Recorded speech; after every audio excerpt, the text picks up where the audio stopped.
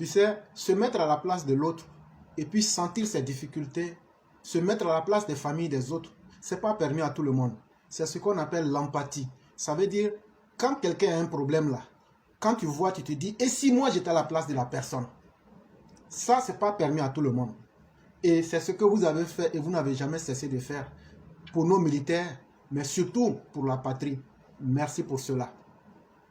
La deuxième chose que j'aimerais dire, je vais dire que dans la vie, tout le monde est libre d'avoir des amis. Mais je vais te dire, si moi je t'empêche d'avoir quelqu'un que toi tu veux prendre pour ami, là, je deviens un dictateur. Mais je peux te conseiller, mais il faut faire attention, c'est tout.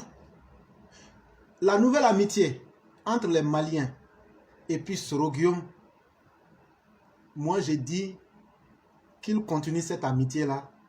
Et la suite là, on la connaîtra, ça va même pas durer. Mais je vais leur rappeler quelques exemples. Si Ibrahima Koulibaly était vivant, allez sur YouTube, demandez-lui comment Soro Guillaume l'a trahi jusqu'à le tuer pour devenir secrétaire général du MPCI.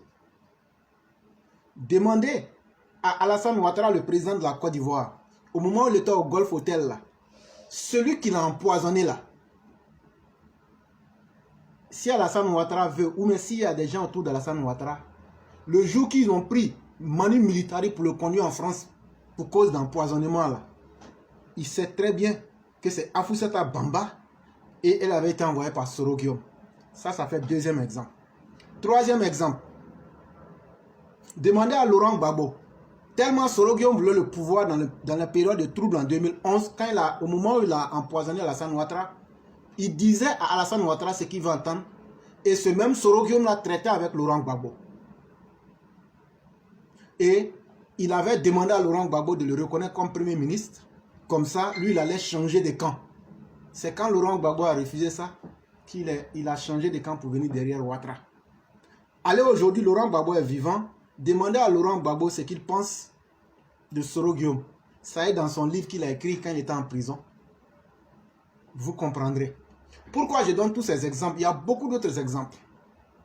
Mais prenons ces trois-là parce que tous les témoins que j'ai cités là, pas Ibrahima, mais lui, la preuve se trouve sur YouTube. Vous allez comprendre que quand tu ne sais pas choisir tes amis, tu seras toujours victime.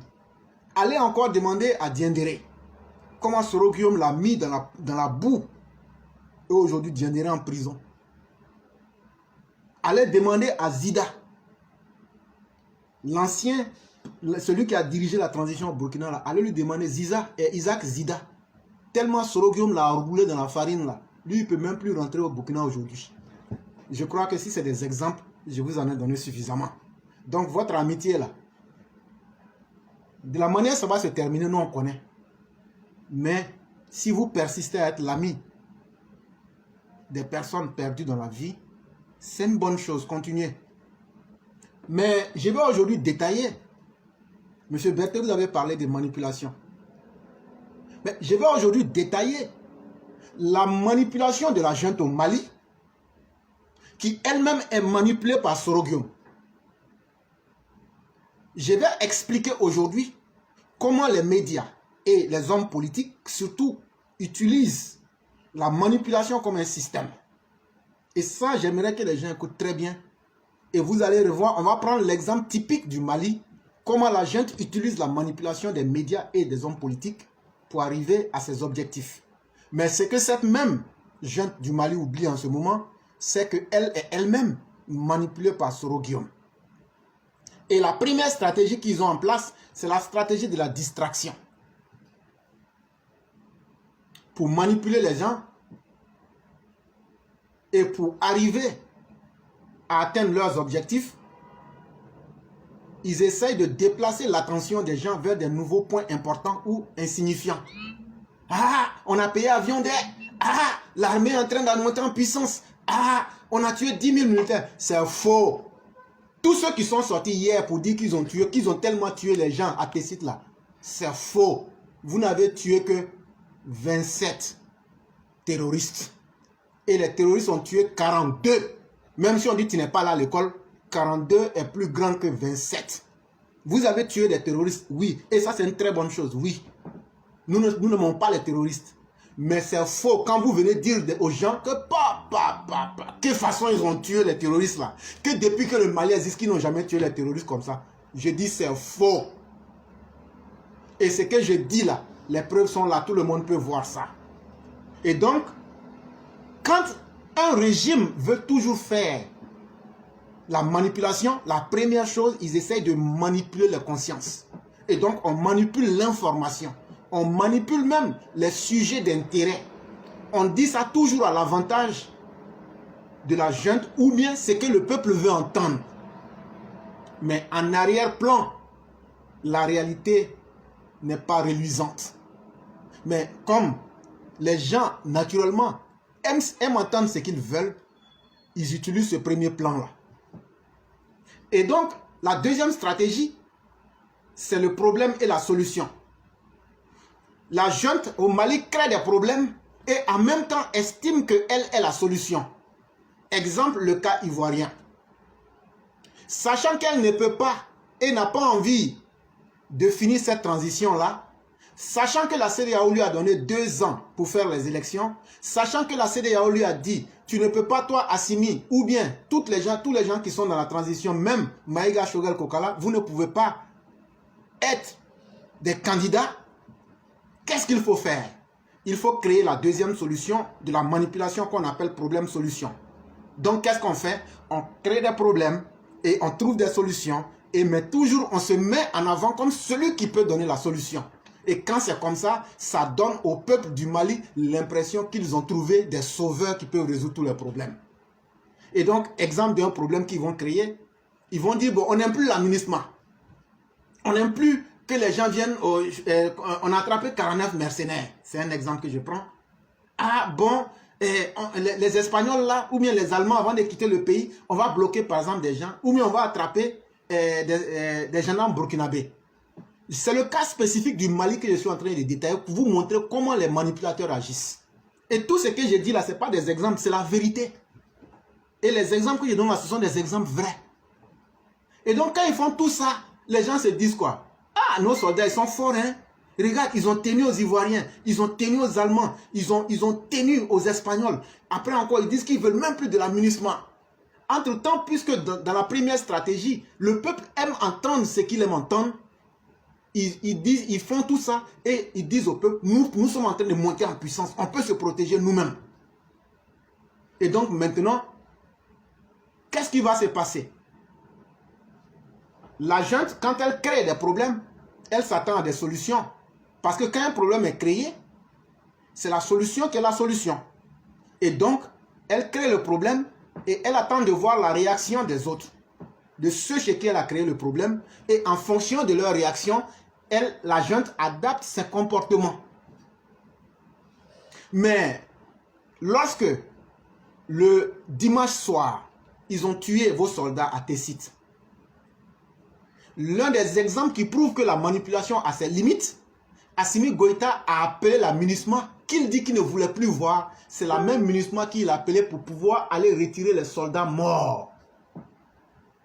Et donc, ça veut dire quoi? Si vous êtes en train de monter en puissance, si vous êtes une armée qui a des avions et autres, comment se fait-il que non seulement vous vous faites liquider proprement, mais la MINUSMA que vous aviez dit il y a quelques semaines que vous ne voulez plus voir là, c'est cette même MINUSMA, vous venez lui demander de l'aide. Mais vous n'avez pas le courage aussi de dire ça à votre peuple. Et donc, ça, c'est la deuxième stratégie de la manipulation. Et la troisième stratégie, c'est la gradualité. Ça veut dire quoi? Une fois que déjà, ils ont un certain appui du peuple, ils essayent maintenant de procéder maintenant à certaines éliminations de certains droits fondamentaux. Par exemple, aller au Mali aujourd'hui, ceux qui sont musulmans là-bas, j'ai vu un imam en train de faire prêche, il dit qu'aujourd'hui la junte, sous le prétexte qu'ils sont en train de combattre les djihadistes, ils essayent maintenant, dans leurs différentes opérations, ils essayent d'imposer aux femmes musulmanes de ne pas porter leur habit noir là. Et que le monsieur qui a dit ça, peut-être qu'il y a certains qui ont suivi, vous pouvez peut-être confirmer ou infirmer, il a dit que si la junte s'amuse à vouloir museler les droits fondamentaux ou à faire dans les amalgames, en ce moment, eux vont privilégier leur religion au détriment même de la jeune qui est là. Mais c'est fait exprès. Parce que incapables de pouvoir aller toucher directement les djihadistes au cœur, ils essayent les zones où ils peuvent essayer d'inquiéter la population, ils essayent de museler les droits, ils essayent de bafouer la dignité des personnes et ils essayent de devenir rigoureux pour donner l'impression que eux, ils sont en train de défendre sur le terrain, alors qu'en réalité, le vrai problème, dans sa gradualité absolue, dans son niveau le plus absolu là, c'est la lutte contre le djihadisme. Et donc, il faut aller à Tessit, il faut aller à Gao, il faut aller dans le désert pour combattre les djihadistes. Ils ne le feront pas, mais ils vont essayer de piétiner les droits des Maliens, les droits fondamentaux, comme je viens de donner cet exemple. Et donc, pourquoi ils font tout ça? Ils font tout ça pour aboutir à la 4e stratégie de manipulation, c'est-à-dire différer les vrais problèmes. Ça veut dire quoi? Les vrais problèmes des Maliens qu'on devrait résoudre là. Eux, ils ne vont pas résoudre ça. Et donc, c'est pourquoi toutes les stratégies que je vous ai données jusqu'à pour arriver à la 4e là, qui est le fait de différer un problème, ça veut dire qu'on ne règle pas le problème. La junte ne peut pas régler le problème. La junte n'a pas les moyens de régler le problème. Mais elle va créer plusieurs petites situations pour que, tant qu'on sera dans tout cet imbroglio là, qu'on n'organisera pas d'élection, eux seront les autorités du pays. Voilà leur stratégie de base du moment. Ce n'est pas une question de 24 mois, ce n'est pas une question de 60 mois, ce n'est pas une question de 5 ans. Dans cette 4e stratégie-là, tous ces problèmes-là, ils ne vont pas vouloir les traiter de la façon la plus correcte. Ils vont créer plusieurs problèmes et vouloir les traiter un à un. Et donc ils disent quoi au peuple?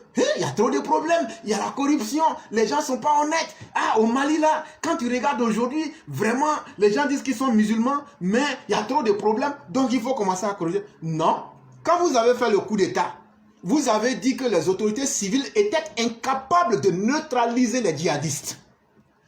Les militaires qui sont au pouvoir au Mali aujourd'hui, après plus de 2 ans aujourd'hui, 2020, on est en 2022 aujourd'hui, venez nous faire un bilan. Il y a combien de villages que vous avez libérés? Pour dire, bon, les gens, les djihadistes étaient là-bas, on a neutralisé les djihadistes, les gens sont retournés dans les villages, ils vivent là-bas. Venez nous dire ça. Et donc, vous êtes incapables, l'armée malienne avec Assimi Goïta, incapable de neutraliser les djihadistes. Ils procèdent donc au fait de différer les problèmes pour essayer d'allonger le temps de la transition. Et ils le font en interne comme en externe. En agissant de sorte que le peuple se dise « Ah, si les militaires ne sont pas là, c'est fini pour eux. » Alors qu'en réalité, ces militaires ne peuvent pas régler le problème qu'ils avaient eux-mêmes critiqué en disant que les djihadistes ont pris le pays. Mais aujourd'hui, quand vous regardez le pays, au moment où les civils comme Ibeka étaient au pouvoir, les zones qui n'étaient pas occupées là, il y a beaucoup plus de zones qui sont occupées. Alors que ce sont, au moment des civils là, ces zones-là n'étaient pas occupées. Donc ça veut dire quoi? Et donc ça veut dire qu'ils ont étendu le problème. Et ça, maintenant, ce que je dis, c'est une analyse personnelle. Je me demande bien, est-ce que Assimi Goïta n'a pas, vu qu'il ne peut rien faire pour le Mali, est-ce qu'il n'a pas fait dealer avec les djihadistes pour permettre que les djihadistes puissent s'infiltrer sur la majeure partie du territoire? Là, quand c'est comme ça maintenant, ça complique davantage le problème. Ça veut dire que on va prendre plus de temps pour régler le problème des djihadistes. Et quand c'est comme ça, puisque de toute façon, c'est lui qui est l'autorité, même s'il n'est pas l'autorité venue de la bonne manière, il sera au centre pour pouvoir régler les problèmes. Et ça, c'est ce qu'ils sont en train de faire actuellement là, pour faire durer la souffrance du peuple ivoirien. Je prends le même cas en Côte d'Ivoire, en 2004, en novembre 2004, lorsque Laurent Gbagbo a bombardé le camp des Français à Bouaké, les Français, effectivement, il faut dire la vérité, voulaient faire sauter Laurent Gbagbo. Et c'est Michel, comment il s'appelle déjà là? Mathias Doué, qui devait prendre le pouvoir. Mais il en a été incapable. Mais les Français avaient dit aux soldats du MPCI, vous avez carte verte pour descendre si vous voulez. Je ne sais pas si tu te souviens, Berthe, c'est Soro Guillaume qui a dit que non, qu'eux ne vont pas descendre. Que oui, eux, c'est vrai. Voilà. Mais pourquoi?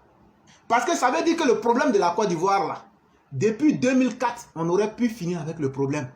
Mais il a fait différer le problème pour que plus le problème va être mis dans le long terme, il y aura encore plusieurs nouveaux problèmes. Ils ont réengagé encore de nouvelles discussions pour allonger la souffrance des Ivoiriens de 2004 encore jusqu'en 2011. Et c'est la même chose que la junte malienne est en train de faire actuellement au peuple. Ils ont fait disperser les djihadistes sur le terrain. Aujourd'hui, les djihadistes qui étaient confinés dans le désert, dans la partie de Ifogas, et puis jusqu'à peut-être, comment on appelle, à Meneka, et puis à Gao, et puis Tessalit, et puis un peu Tessit. Aujourd'hui, les djihadistes sont partout. Et quand c'est comme ça, quand tu vas finir avec un côté, quand tu vas finir avec le groupe d'Agali, tu vas venir avec le groupe de choses ici, comment on appelle, comment lui s'appelle là, le Peul là, j'oublie son nom, les djihadistes du Massina. Et après encore, tu vas retrouver un autre groupe encore, comme peut-être le groupe du soutien à l'islam encore, qui est là-bas encore. Et donc, ça ne fera que différer le problème parce qu'on ne peut pas les attaquer tous un coup et partout au Mali. Et ça, le peuple malien ne s'en rend pas compte, mais Assimi fait tout ça en réalité pour pouvoir rester au pouvoir. Et donc, dans ce contexte maintenant, pour réussir tout ça, si tu veux réussir ta politique, il faut infantiliser le public. Et M. Berthet, c'est là le rôle maintenant des cybermoutons qu'ils ont payé. Tout ce que tu vois en train de crier wow, wow, wow, wow, sur la toile là, c'est la 5e partie de leur stratégie qui est là. Il faut essayer d'infantiliser le peuple. Est-ce que tu n'as pas entendu un d'entre eux qui a dit qu'eux avaient des chaussettes anti-bombes? Oui. Il y a un qui a dit que eux, ils ont aujourd'hui des radars là. Tout ce que Assimi fait, il s'assoit, il mange poulet. Mais même si quelqu'un respire, que Assimi sait. Ouais. Il y a un encore qui est venu dire qu'aujourd'hui, qu'ils ont des armements là, que ces armements là peuvent détruire tous les djihadistes. Il n'y a pas de choses incroyables qu'ils n'ont pas dit. Et vous entendez ça dans la bouche de qui? De leurs cyberactivistes. Et ce qui prouve encore qu'ils sont dans une stratégie de manipulation, même quand ils n'ont pas payé une aiguille là, ils viennent, ils disent à ces personnes-là, allez et continuez à infantiliser, dites des choses, même si l'esprit, même si ça ne marche pas, même si c'est bizarre, plus le mensonge est gros, plus les gens se disent, bon, faisons avec et continuons. Et c'est pourquoi vous voyez leurs cyberactivistes. Et ils sont en complicité avec des cyberactivistes ivoiriens qui les aident dans leurs tâches. Ce n'est pas les souris seulement, hein. Il y a des cyberactivistes ivoiriens qui les aident dans leurs tâches. Là, il y a certains cyberactivistes aujourd'hui, ils soufflent le chaud, demain ils soufflent le froid. Tous ceux-là sont parmi des gens qui sont en train de faire le travail de la junte. Et donc, plus on peut dire plusieurs choses à la fois, des mensonges grossiers, des contre-vérités, un mélange de plusieurs informations, le peuple finit par être infantilisé et s'amuse avec même les vrais problèmes. On se dit, ah, comment on peut avoir chaussettes, tu peux mettre ton pied dessus et puis bombe ne va pas exploser. Et donc, toi, en toute sincérité, si tu engages un tel débat, c'est que tu t'amuses avec la puissance de ton esprit et de ton intellect. Mais ça fait partie aussi des stratégies de manipulation, parce que plus on peut te détourner des vrais problèmes et te servir les faux problèmes pour que tu en débattes, on te perd le temps de réfléchir et de comprendre les vrais problèmes et la réalité. Et c'est pourquoi, en 6e point, une fois que tu es dans l'infantilisation, maintenant ce sont tes émotions que tu mets devant. Quand tu vois aujourd'hui le peuple malien en train d'insulter la CEDEAO, en train d'insulter la MINUSMA, en train d'insulter les gens qui les aident, en train d'insulter ceux qui leur donnent des prêts, en train d'insulter Alassane Ouattara, mais qu'après dans une discussion, ces mêmes-là vont dire à Alassane Ouattara, il faut nous aider à avoir notre argent à la BCEAO. Ils sont en train d'utiliser les émotions. Et ils manipulent les émotions en interne comme en externe. C'est-à-dire qu'ils ont réussi déjà à manipuler le peuple parce que la grande majorité du peuple malien est analphabète. Et donc, ils ont réussi ce côté-là. Ils ont neutralisé l'aspect critique que le peuple, la rationalité du peuple malien. Mais lorsqu'ils sont en confrontation avec des adversaires ou bien des personnes étrangères au Mali, ils essayent maintenant de sortir d'autres nouvelles émotions. Comme par exemple quand ils disent à la Côte d'Ivoire, ah, on sait que vos soldats n'étaient pas là pour faire un coup d'État. On sait que vos soldats ne sont pas des mercenaires, mais faites une demande d'excuses publiques. Ils veulent s'amuser avec les émotions des autres. Et ils veulent que les autres réagissent. S'il vous plaît, l'émission est très organisée. C'est un truc, comment on appelle, intellectuel que je fais. Si vous ne pouvez pas respecter ce que je dis, ne refaites plus ça. Je n'aime pas ça. Quand je parle, j'aime qu'on m'écoute parce que j'écoute aussi les autres. Ce que je dis là, si ça n'a pas d'importance pour vous, arrêtez ça. Je n'aime pas ça.